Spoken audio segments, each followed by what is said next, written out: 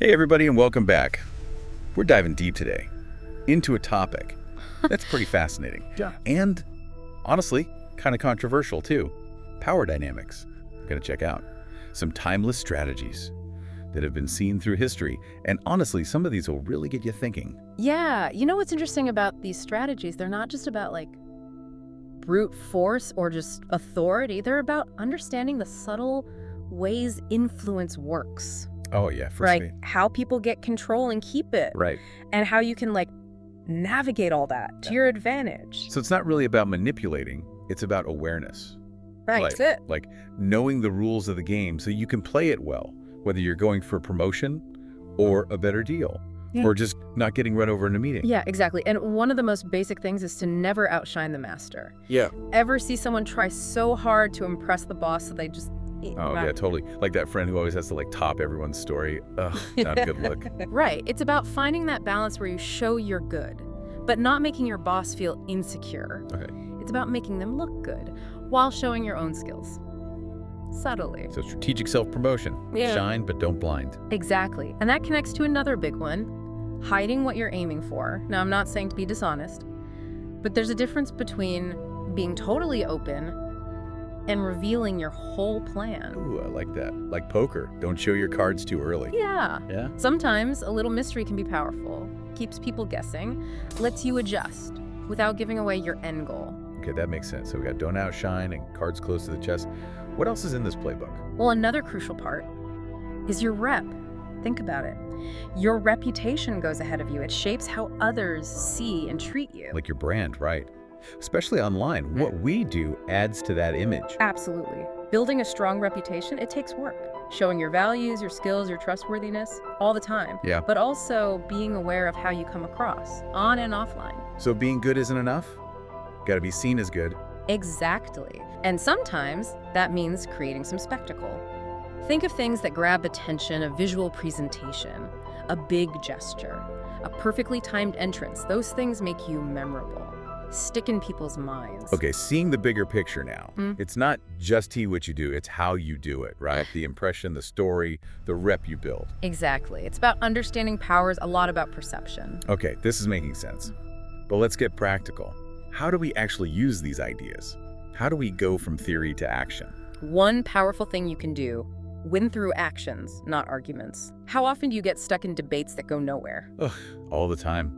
Especially online, just shouting, no one listening. Exactly. Actions speak louder. I remember this time. Oh, story time. Love those. Well, let's just say, work project, everyone had different ideas, could have debated for weeks, but instead, I took charge, started doing what I thought was best. So you just bypassed the arguing and showed them. Yeah, and guess what? It worked. Seeing actual progress was more convincing than any argument. Showed I was competent, got things done. That's a great example. Sometimes you win by not arguing at all. Show, don't tell. Exactly. And another thing that can be surprisingly effective is using absence to increase your value. Now, I'm not saying disappear completely, but think about it. If you're always available, people might take you for granted. It's like that flaky friend. You're more glad to see them when they actually show up. Right. There's this thing in psychology, scarcity. The less there is of something, the more valuable it seems. So being less available, you can actually seem more valuable. Creating anticipation, make them miss you. Exactly. Be intentional with your time and energy. Don't just be on tap all the time. Okay, seeing how this all ties together. Be strategic, be mindful, understand the subtle power stuff. But gotta admit, some of this sounds kind of manipulative. I get it. And it's true, these things can be used for good or bad. It's about being ethical, empowering yourself, not taking advantage of others. Good point. Like any tool, right? Hammer builds a house or breaks a window. Yeah. It's about your intention. Exactly. That's why self-awareness and values are so important. Because truly powerful people use their influence for good. Okay, feeling inspired. But before we get too philosophical, let's hear more of these strategies. What else you got? Okay, well, one that's super relevant today with all the distractions is concentrating your forces. We're bombarded with info, pulled in every direction, easy to feel scattered. Tell me about it. Like a million tabs open in my brain. Right, but real power comes from focus. Think of a laser, all its energy goes to one point. Versus a flashlight, which is just spread out. So we should all pick one goal and never let go. It's not about limiting yourself to one goal forever. It's about giving your full attention to one thing at a time. People who achieve great things, they often have this laser focus, pouring their energy into one project until they succeed. Makes sense. Instead of doing everything at once, pick your battles. Go all in on what matters. Focus is key. What else is important for using power well? Understanding the people you're dealing with is absolutely crucial. Different people respond to different approaches. Like speaking different languages, got to tailor your communication. Okay, that makes sense. You wouldn't use the same approach to convince your boss to give you a raise as you would to get your friend to go on a road trip with you. Exactly. Influencing a stubborn skeptic needs a totally different strategy than persuading someone who's swayed by emotions. Read people, what makes them tick, adjust your approach. So be a bit of a chameleon. Adapt to the situation. Precisely. Be perceptive, adaptable. Power is often about connecting with people on their terms. Okay, this is fascinating stuff. We've talked about impression management, strategic action, understanding others. Anything else to keep in mind as we navigate this power stuff? Okay, this might sound a bit controversial, but it's about playing to people's fantasies. We all have dreams, things we long for but don't always have. Oh, yeah. We all have that little voice in our head about what we could be, what we could have if only. Exactly. And people are drawn to those who tap into that, offer a glimpse of a better reality. Think of great marketing. They often tap into our desires for adventure, romance, a better version of ourselves. They're selling a dream, and we're buying because it feels good to believe in something bigger. Exactly. It's storytelling, creating a narrative that speaks to our deepest wants. Not about lying, but understanding what people want and showing them how to get it. Precisely. Inspiration, motivation, and yeah, maybe even a bit of magic. Okay, this is feeling very Shakespearean. All the world's a stage, and we're all just players in this power play. I like that. And speaking of drama, this next one is a bit darker, but important to get. Discovering each person's thumbscrew, their weakness, their vulnerability, their pressure point. Ooh, intense, exploiting weaknesses. Not about being mean, it's that everyone has something they're sensitive about, something they're afraid of or want to protect. Like a secret weapon to get what you want. It can be, but use it wisely, ethically. Instead of exploiting it, think of it as a way to understand them better, to connect deeper. So less manipulation, more empathy, knowing where they're coming from to communicate better. Exactly. Building rapport, trust, using your knowledge of people to make good things happen. Okay, that makes way more sense. So we've covered image, strategy, understanding others, even a bit of psych warfare. What about ourselves? How do we develop the inner strength to deal with all this? Great question. That brings us to self-mastery, because real power starts inside. Okay, I'm all ears. Tell me about self-mastery. What's important to remember? One of the most important is learning to disdain things you can't have. Yeah. We've all wanted something so bad, only to realize it's just not going to happen. Oh, totally.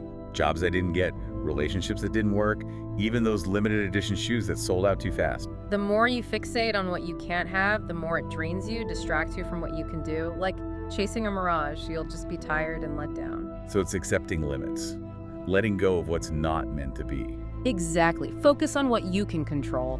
Cultivate a feeling of abundance, not scarcity. There's always something else out there, something better, more aligned with your path. Okay, I get that. It's like that saying, you can't always get what you want, but if you try sometimes, you just might find you get what you need. Exactly.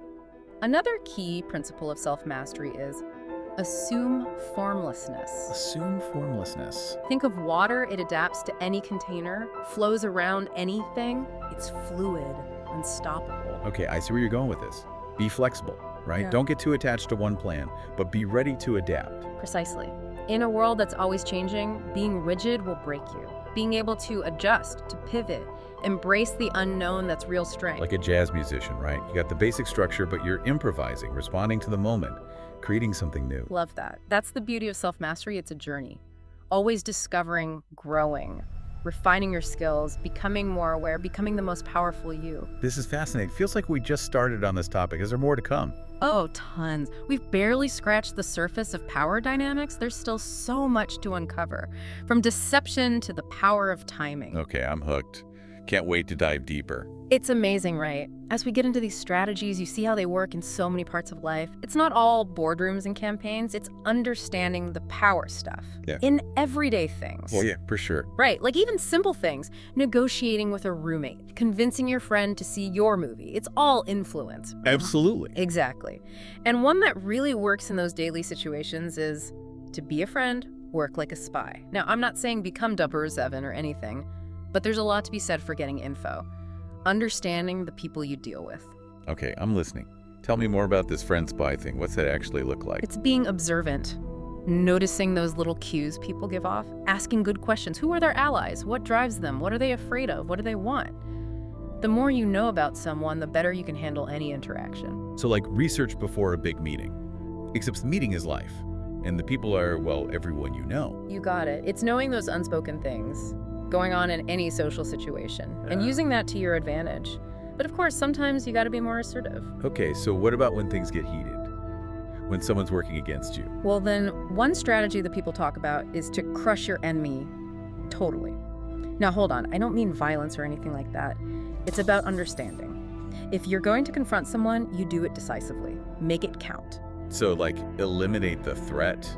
That's a bit intense, no? It can be, but remember, we're talking raw power here. If you leave an opponent hurt or embarrassed, they might come back for revenge. It's about ending it for good, so everyone can move on. Makes sense, like ripping off a Band-Aid.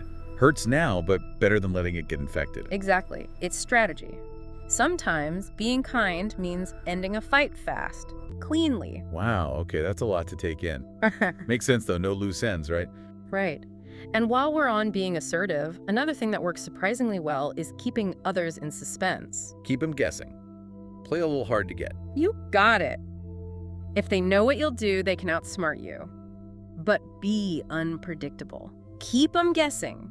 You stay in control. Be a wild card. Kinda, yeah. Keep them on their toes. Don't let them get comfy. Create some mystery. Make yourself more memorable and influential. I can see that working. It's like they say, familiarity breeds contempt. You're always predictable. People take you for granted. Exactly. But on the flip side, it's also key to build strong alliances. Oh, right. Because you can't do it all alone. Got to have people on your side. Precisely. That's why you shouldn't build fortresses to protect yourself.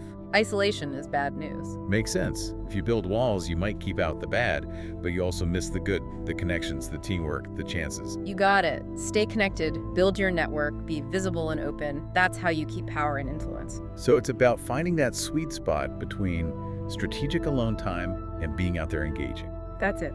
Another strategy for navigating the social scene is commit to no one. Commit to and no one. That's harsh.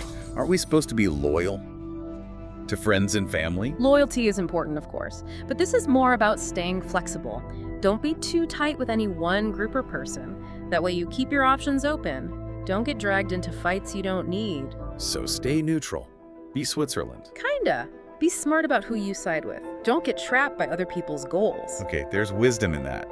Stay above the drama. Exactly. And speaking of drama, this next one is about flipping the script on your opponent. It's called using the surrender tactic. Surrender. Wait, just give up. Not quite. Think of it as a strategic retreat. Sometimes winning means looking like you lost. By surrendering, you disarm them, they get overconfident, then you strike when they least expect it. Ooh, I like that, like a judo move. Yeah. Use their strength against them. Yeah. Think outside the box. The most unexpected move can be the best one. Okay, this is getting really interesting. But let's be real, Sure. some of this sounds kind of sneaky. I get where you're coming from. And yeah, these things can be used in a bad way. The key is to use them ethically. It's about empowering yourself, not taking advantage of others. Good point. It's like any tool, right? A hammer can build or destroy. It's all in how you use it. Exactly. That's why knowing yourself and having strong values is so important. The most powerful people use their influence for good. Feeling inspired. Yeah. But I gotta admit, also a little intimidated. How do we even start using these things? It seems so complex. It can seem that way at first, but start small. Pick one or two strategies that resonate with you. Try them out in your daily life. See what works, what doesn't, adjust as you go. Okay, that helps. Like learning a new language. You don't expect to be fluent right away. It takes time, practice, and being okay with messing up sometimes. Exactly. The more you practice, the more natural it becomes. Like building a muscle, you use it, it gets stronger. All right, ready to flex those power muscles. What other strategies should we know about? Okay, this one's powerful. Yeah, Play on people's need to believe. their need to believe. What's that about? Think about it. We all want meaning in our lives. We want to believe in something bigger than ourselves, something that gives us hope. Totally. That's why people are drawn to inspiring leaders, to spiritual guides, to good stories. We want to believe there's something more out there. Exactly. And if you can tap into that, you can create a powerful following. Like a cult, but without the robes and the weird stuff, right? Right. It's about understanding that people are drawn to stories, to ideas that give their lives meaning. So not manipulating them, but offering them something to believe in. Precisely. And when you do that authentically, ethically, you can start a movement, inspire change, make a real difference. Wow, that's powerful stuff. But not every strategy is about hearts and minds, right? Yeah. Sometimes it's just about getting things done. Absolutely. That's where a good plan comes in. One thing that's often emphasized is to plan all the way to the end. Okay, that seems pretty basic. Don't you always need a plan? You do, but this is more than just a to-do list. Think about possible roadblocks, different outcomes, have backup plans for everything. Like chess. Think several moves ahead. Right. Be strategic, proactive, and ready for anything. Okay, I see that. Especially for the high-stakes stuff. Yeah. But what about when you're just starting out? No experience, no authority. Well, then try this. Be royal in your own fashion. Royal in your own fashion. What does that even mean? Project confidence and authority, even if you don't feel it yet. People treat you based on how you act. You carry yourself with dignity. People respect you. So it's fake it till you make it. But not being fake or arrogant. Exactly. It's about embodying those qualities you want to be known for. Confidence, competence, leadership. Okay, I get it. Like putting on a power suit. Yeah. It might not give you actual powers, but it can make you feel more confident, more in control. Exactly. And speaking of how you present yourself, this can be helpful sometimes. Yeah. Think what you want, but act like everyone else. Wait, isn't that being a hypocrite? Shouldn't we be true to ourselves? You should, but sometimes you gotta pick your battles. If you always challenge the rules or say controversial things, you might push people away. Make yourself a target. So blend in. Play the game, even if you don't like all the rules. Be strategic. Sometimes it's better to work from the inside. Influence things quietly instead of rebelling. Okay, makes sense. Don't rock the boat too much, especially when you're starting out. But how do you know when to go along and when to stand up for what you believe in? Great question. It comes down to using good judgment. There's no easy answer. But in general, choose your battles carefully. Only challenge things when you have the power to make a real difference. Go, I see that. Be strategic, know when to play it safe, and when to make a stand. But let's be real, some of this doesn't sound very ethical. Isn't there a risk of getting too Machiavellian? That's a valid point. And yeah, some of this can be used to manipulate or be unethical. But remember, knowledge is power. If you know how people might try to manipulate you, you're less likely to fall for it. Good point. It's like if you know the tricks, you're harder to fool. Exactly.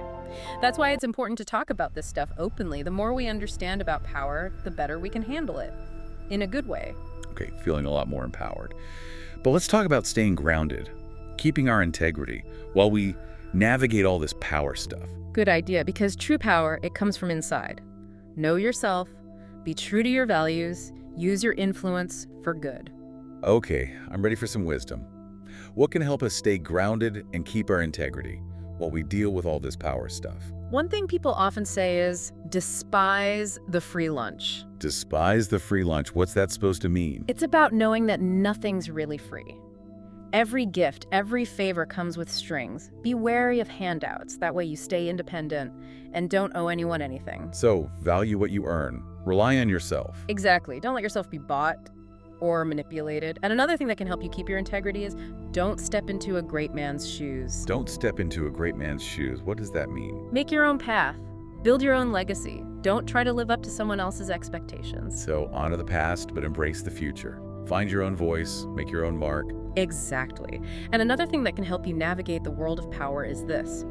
Strike the shepherd, and the sheep will scatter. Strike the shepherd. Hold on, is this about violence? No.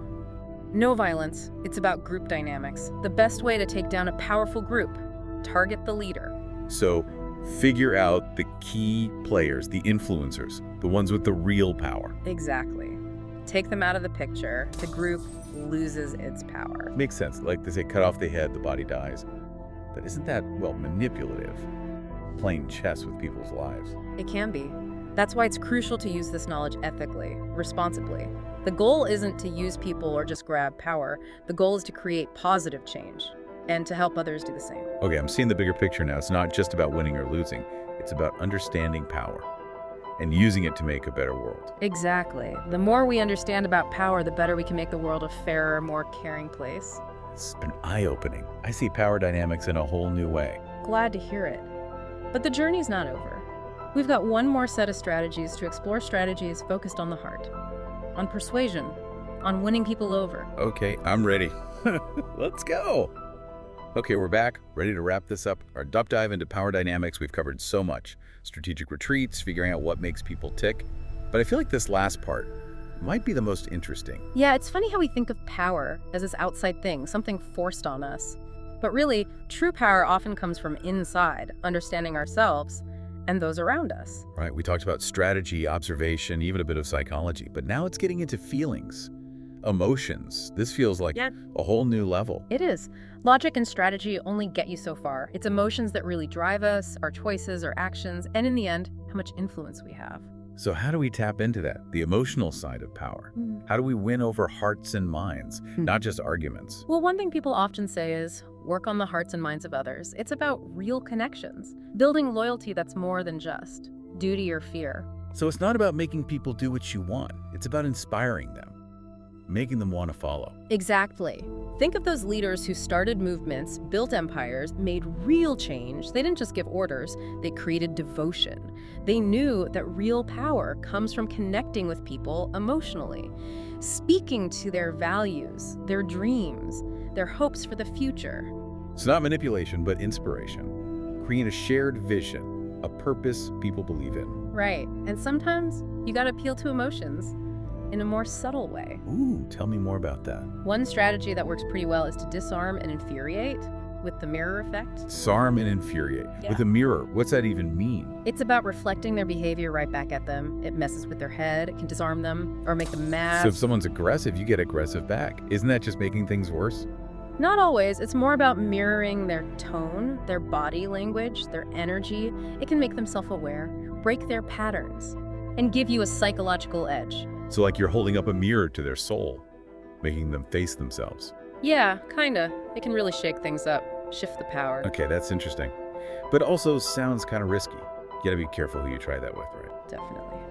This one takes skill and good judgment, but it's a powerful tool, especially with tough people. Got it.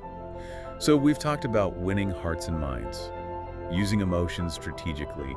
Anything else about navigating all the feels when it comes to power? One that's especially important now with all the changes happening is this.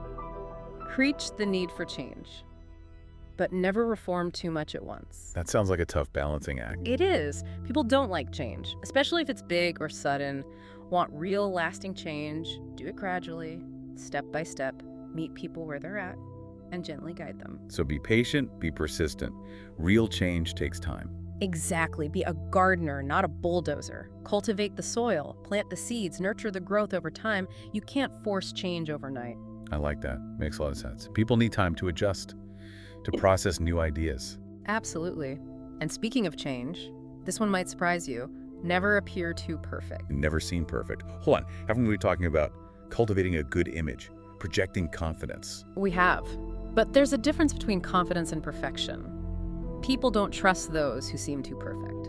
Creates envy, resentment, makes you seem distant. So it's actually better to show some vulnerability. Let people see you're human. Exactly. A little flaw. Admit a mistake. A moment of weakness. Makes you approachable, more likable, and ultimately more influential. Okay, that makes sense. No one wants to follow a robot. Right. People connect with someone real, relatable, someone who gets what it's like to be human. Right. It's authenticity, being genuine, letting your true self out, flaws and all. This is all coming together now. It's about understanding people, ourselves and those around us. Exactly. And maybe that's the most important thing. Assume formlessness. Assume formlessness. We talked about that for self-mastery. How's it work here? With power dynamics. It means knowing that the only thing that stays the same, change. The world's always in motion. Being able to adapt, evolve, stay flexible. That's the real key to navigating power. So it's not about sticking to strict rules or plans. It's about being fluid, Yeah, responsive, rolling with the punches. yeah. Be like water. Flow around obstacles. Find the path of least resistance. And in the end, shape the world with your own energy and influence. Wow, that's a powerful image. We're not just playing the game, we're creating it, shaping it, changing it with every move. Exactly. And that's what's so great about it. Power isn't a fixed thing, it's dynamic. We can all tap into it, influence it in our own way. Feeling really inspired now. I used to think power was about dominating, controlling, but it's about understanding, connecting, and in the end, creating. That's a great insight. And it's true, power isn't good or bad in itself. It's a tool. It can be used to build up or tear down. So as we wrap up this power dynamics deep dive, what's the big takeaway? What should our listeners remember as they go on their own journeys? I think the most important thing, remember that power comes with responsibility. It's not something to take lightly. It's something to nurture and use wisely, ethically, understanding what impact it can have. Well said. And that wraps up our exploration of power dynamics. We covered a lot, but I feel like this is just the start of a much bigger journey for all of us. Absolutely. Power is a complex topic. There's always more to learn, to explore. So as you all go out there, listeners, remember what we talked about. Think about what you've learned and use it to shape your own future. Create a world that's a little brighter, a little bolder, a little more empowered. And until next time, keep exploring, keep asking questions, keep diving deep.